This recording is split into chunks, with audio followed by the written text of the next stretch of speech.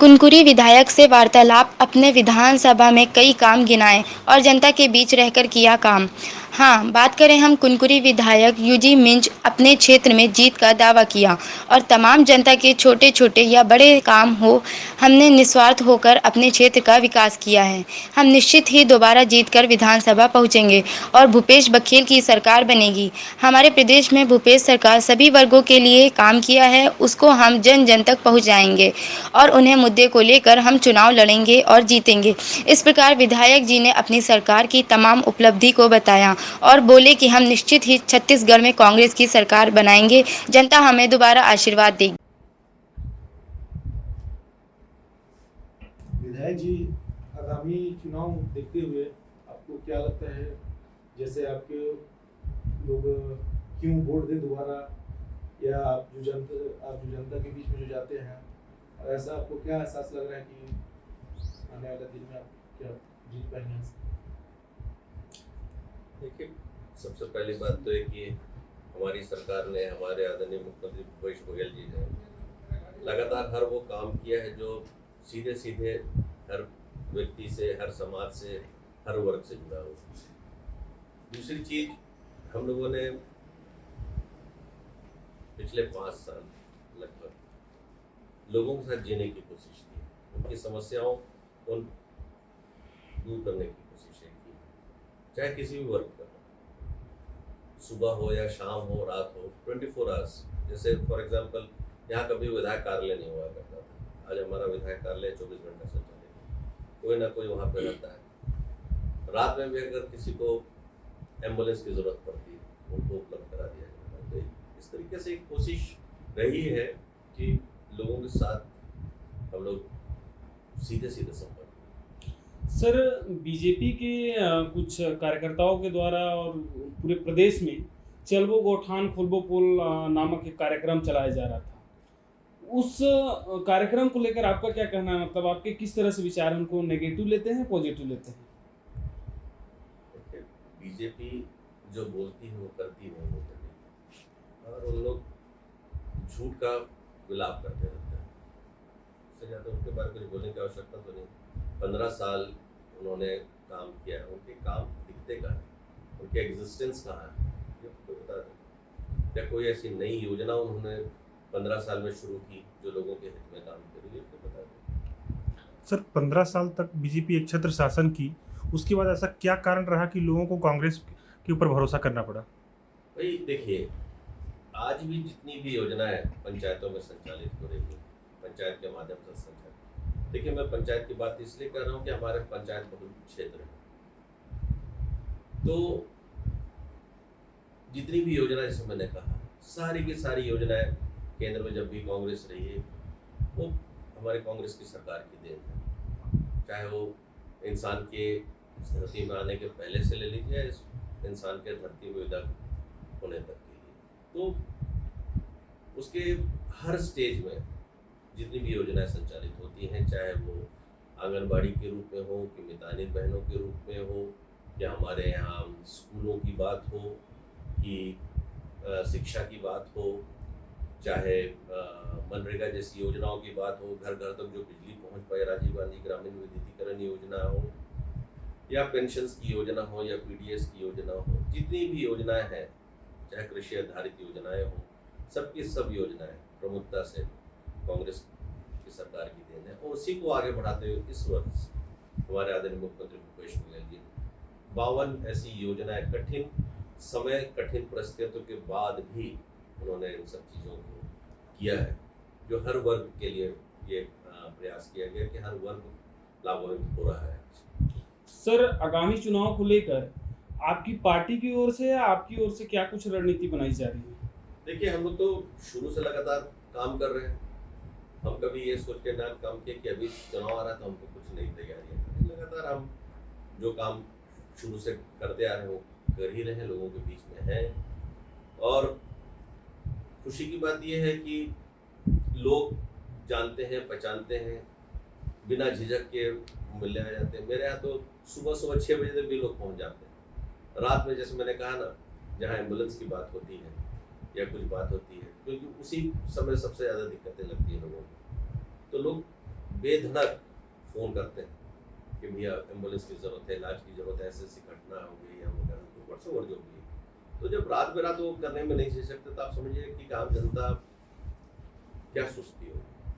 Sir, आप बहुत छोटे घर से आते हैं, हमको लोगों ने बताया। उस घर से आने के बाद एक एमएलए के दौर तक किन किन कठिनाइयों का सामना करना पड़ा? देखिए, मैं कॉलेज के ज़माने से छात्र राजनीति से रहा हूँ। हर परिस्थितियाँ में हम लोग रहे हैं, काम किए हैं, जिए हैं। कांग्रेस हमारे रग रग में बसा हुआ है। और सबसे बड़ी बात, जो कांग्रेस का एक सिद्धांत है, मानव सेवा, संविधान के अनुरूप लोगों की मदद करना, बिना भेदभाव के काम करना, उस पर हम लोग चलते हैं। और छोटी बड़ी कोई चीज़ें आती है तो हम लोग कभी समस्या मान के काम नहीं किए। अगर आप जीवन में किसी चीज़ को पॉजिटिव लेकर के सोचेंगे, चलेंगे, तो आप हमेशा सफल होंगे। और दूसरी चीज़, अगर हम किसी में खामी ही खोजते रहेंगे तो आप कभी सफल नहीं हो सकते। हर इंसान के अंदर अगर हम उसकी खासियत क्या है उसको लेकर चलेंगे तो दिक्कतें नहीं आती कभी। तो उसी तरीके से हमको वैसे विशेष कोई बहुत ज़्यादा परेशानी उस टाइप से नहीं रही कि किन किन परिस्थितियों में चल के आया। तो रूटीन कोर्स में संगठन से जुड़ के रहा हूँ, संगठन का पदाधिकारी रहा हूँ शुरू से ही, तो हमेशा उस टाइप की दिक्कतें नहीं रही। संगठनात्मक एक मेरे रग रग में बसा हुआ है, तो संगठन को बनाना करना लगातार शुरू से करते रहे, आज भी उसी चीज़ को करते रहे। सर, अभी वर्तमान में कुछ मंत्रिमंडल में फेरबदल किया गया था। क्या आपको लगता है जो पूर्व मंत्रिमंडल में थे वो उस कैपेबिलिटी के अंदर नहीं थे, या फिर कुछ ऐसी खामियां थी उनमें जिनके चलते उन्हें बदल दिया गया? देखिए, ये बहुत बड़े स्तर की चीज़ें होती हैं जिसमें हम लोगों को बोलना उचित नहीं भी है, और बड़े लोग या हमारे अग्रज लोग क्या निर्णय लेते हैं उस अनुरूप हम लोग चलते हैं। जो हमारे पास एक गाइडलाइन है, हम उस पर काम करते हैं। और पार्टी भी या हमारे जो वरिष्ठ जन हैं निर्णय परिस्थिति के हिसाब से करते हैं, और समय के हिसाब से उस सब चीज़ को देख के करना पड़ता है। आपके क्षेत्र के कार्यकर्ताओं को आप एक क्या नया संदेश देना चाहते हैं? अभी हम लोगों ने एक न्यू रखा हुआ है, और सारे लोग जानते हैं कि आने वाला भविष्य सुनहरा होगा, क्योंकि बहुत सी ऐसी चीज़ें हैं जो यहाँ की ज़रूरत की चीज़ें हैं, उसको हम लोगों ने लोगों के सामने रखा। बहुत सी संभावनाएं हमारे जशपुर ज़िले में है। जशपुर ज़िले की ओर कभी कोई देखता नहीं था, लेफ्ट ओवर जिला था ये, लेकिन जैसे पर्यटन की अभूतपूर्व संभावना है पर्यटन की। आप शिमला से, मनाली से हमारे जशपुर ज़िले को कंपेयर कर सकते हैं। जो सी लेवल है, एल्टीट्यूड लेवल से, वो लगभग 35, 36, 3700 फीट की है, जो कि आप शिमला, मनाली वगैरह से हो सकता है। हमारे यहाँ बायोडाइवर्सिटी, 4 किस्म का मौसम है, इसलिए जैव विविधता के लिए संरक्षित जिला भी है। 18 सुपर वाटरफॉल्स है, मतलब हर चीज़ है जो हम यहाँ कर करा सकते हैं। 40 सुपर सांप की स्पीशीज़ है, इकलौता ऐसा जिला है जिसको संरक्षित किया गया है, और 4 किस्म के मौसम हैं हमारे यहाँ। ये सबसे बड़ी चीज़ है। उसके अलावा हमारा कृषि प्रधान क्षेत्र है, 95% से ऊपर कृषि पर आश्रित है। तो आने वाला समय उन्नत किस्म की खेती से आर्थिक तौर से हम लोगों को कैसे मजबूत कर सकें, मदद कर सकें, इस ओर हम लोग लगातार काम कर रहे हैं। एग्रीकल्चर कॉलेज यहाँ खुल गया है, हार्टिकल्चर कॉलेज खुल गया है, फॉरेस्ट्री कॉलेज बहुत जल्दी खुलने वाला है, प्रस्तावित है वो। उसके अलावा हाईटेक नर्सरी हम लोग यहाँ मांग है जो बहुत जल्दी यहाँ खुलेगा। तो आने वाले समय में आर्थिक रूप से हम लोग लोगों को कैसे मजबूत कर सकें, हर हाथ को नियमित रोजगार मिले, उसको हम लोग लगातार प्रयास कर रहे हैं। और उसके बाद हमारे आदरणीय मुख्यमंत्री भूपेश बघेल जी को बहुत बहुत धन्यवाद देना चाहूँगा, जिनकी सोच इतनी व्यापकता के साथ है कि हर वर्ग उनसे जुड़ा हुआ है। और जिस तरीके से भेंट मुलाकात कार्यक्रम वे करते आ रहे हैं, हर जो योजनाएं वो लागू करते हैं, उसको लोगों से पूछने के लिए, उसको समझने के लिए कि इसमें अच्छाई क्या है या कुछ कमी हो तो उसको दूर करने की कोशिश, और लगातार निरंतर अभी तक लगातार चीज़ें हो रही हैं, कर रहे हैं। तो ये एक बहुत बड़ी चीज़ है। और ये हम लोगों के लिए बहुत बड़ा प्लस पॉइंट है कि जैसे जो कांग्रेस बोलती है वो करती है उसी अनुरूप, क्योंकि किसी ने नहीं सोचा था कि सरकार बनते ही 2.5 घंटे में किसानों का कर्ज माफ़ी हो जाएगा। लोग मजाक उड़ाते थे, विपक्ष के लोग, भाजपा के लोग, धान का मूल्य 2500 रुपये कर दिया।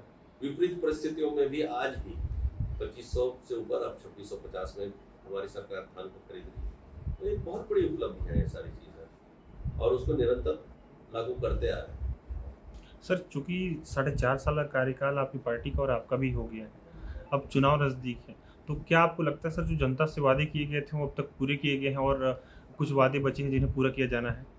भाई जैसे 36 वादे या घोषणा हमारी घोषणा पत्र में था, उसमें लगभग 33 पूरे किए जा चुके हैं, और बाकी उसके अलावा भी जैसे मैंने कहा 52 योजनाएं हमारा मुख्यमंत्री भूपेश बघेल जी ने शुरू किया होगा, तो उनसे अलग भी बहुत सी चीज़ें हैं। तो निश्चित तौर पर जैसे मैंने कहा हर वर्ग के लिए उन्होंने काम करने की कोशिश की है। कभी किसी ने नहीं सोचा था कि भूमिहीन मजदूर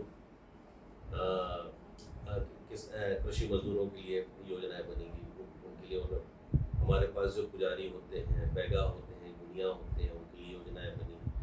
उसके अलावा जो हमारे गांव देहातों में हमारे जो कृषि के औजार बनाते हैं उन लोगों के लिए भी योजनाएं चालू की हैं। तो आप सोच लीजिए कि छोटी छोटी चीज़ों पे फोकस करके, मतलब इकोनॉमी भी कैसे कंट्रोल हुआ है। सोचिए कि मंदी भी रहा, परेशानियां भी रही, लेकिन एक गांधीज़म है ना, गांधीज़म फाइनेंशियल मैनेजमेंट हमारा मुख्यमंत्री भूपेश बघेल कि वो पैसा नीचे से चल करके ऊपर आ रहा है, तो इसीलिए हर वर्ग को इसमें फायदा हो रहा है। अब चाहे किसी भी वर्ग में चले